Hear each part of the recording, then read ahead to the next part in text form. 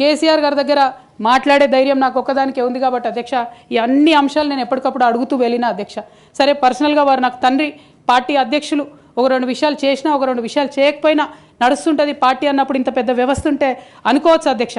కానీ కింద ఉండేటటువంటి అనేక వ్యక్తులు కంటిన్యూస్గా దురాకతలు చేస్తుంటే కూడా మరి చూసుకోకపోతే కరెక్ట్ కాదు అధ్యక్ష. అదేవిధంగా టీఆర్ఎస్ నుండి బీఆర్ఎస్గా మారుస్తామనేటటువంటి ఒక కీలకమైన నిర్ణయం తీసుకోవడం జరిగింది అధ్యక్ష. ఆనాడు కూడా ఆ మీటింగ్ నేను అటెండ్ అవ్వలేదు అధ్యక్ష. నేను ఒప్పుకోలేదు, ఈ పేరు మార్పుకు ఒప్పుకోలేదు, నేషనల్ పాలిటిక్స్లోకి వెళ్ళడం కూడా నేను ఒప్పుకోలేదు అధ్యక్ష. అంటే ఒక మాట అధ్యక్ష, ఇట్లాంటి హౌస్లో చెప్పొచ్చో లేదో కానీ తెలంగాణలో ఏం పీక్ కట్టలు కట్టినామని నేషనల్కి పోయి చేస్తాం అధ్యక్ష. మనం ఎన్ని పనులు మిగిలినాయి అధ్యక్ష తెలంగాణలో చేయాల్సినవి? రెండు పెద్ద రివర్స్లో ఒక పక్క గోదావరి, ఇంకో పక్క కృష్ణ 1,89,000 కోట్లు ఖర్చు పెట్టినాం అధ్యక్ష. కొత్తగా ఇచ్చిన ఆయకట్టు ఎంత అంటే 14 లక్షల ఎకరాలు అధ్యక్ష. 1,89,000 కోట్లు అంటే ఎంత అధ్యక్ష?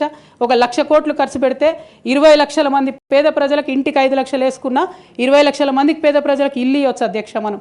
కానీ 1,89,000 ఖర్చు పెడితే అధ్యక్ష జరిగింది ఎవరికి ఒరిగింది ఎవరికి అంటే ఒక వ్యక్తి 1989లో కంపెనీ పెట్టుకున్న ఆయన మన తెలంగాణ వచ్చిన తర్వాత ఫోర్బ్స్ జాబితా ఉంటుంది అధ్యక్ష, దాంట్లో 45వ స్థానం ఒక కాంట్రాక్టర్ దక్కించుకున్నాడు అధ్యక్ష. అంతకుమించి జరిగింది ఎవరికి ఏం లేదు అధ్యక్ష. ఇండ్లు లేని పేద ప్రజలకు ఇండ్లు రాలే అధ్యక్ష.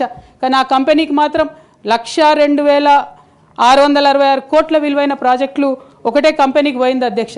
ఇది ప్రైవేట్ విషయం అని అనిపించవచ్చు అధ్యక్ష, కానీ తెలంగాణ రాష్ట్రం తెచ్చుకున్నదే ట్రాన్స్పరెన్సీ కోసం, తెలంగాణ రాష్ట్రం తెచ్చుకున్నదే అకౌంటబిలిటీ కోసం, తెలంగాణ రాష్ట్రం తెచ్చుకున్నదే ఇండిపెండెన్స్ కోసం. ఇవేవి లేనటువంటి తెలంగాణ రాష్ట్రాన్ని మనం ఊహించలేము అధ్యక్ష. చూసుకుంటూ ఊరుకోవడం కూడా సరికాదు అధ్యక్ష. అదేవిధంగా అధ్యక్ష ఇంకో పక్క తెలంగాణను పదే మోసం చేస్తున్నటువంటి భారతీయ జనతా పార్టీ అధ్యక్ష ఒక్క ప్రాజెక్ట్ కూడా నేషనల్ ప్రాజెక్ట్ హోదా ఇయ్యలేదు అధ్యక్ష. ఒక్కటంటే ఒక్కటి కూడా విభజన హామీలు అమలు చేయలేదు అధ్యక్ష. ఐఐటిఆర్ లాంటి సంస్థ మన దగ్గర వస్తే ఎంతోమంది యువకులకు ఉద్యోగాలు వచ్చాయి అధ్యక్ష. అవి పర్సనల్గా ఇవ్వకుండా ఆపారు అధ్యక్ష.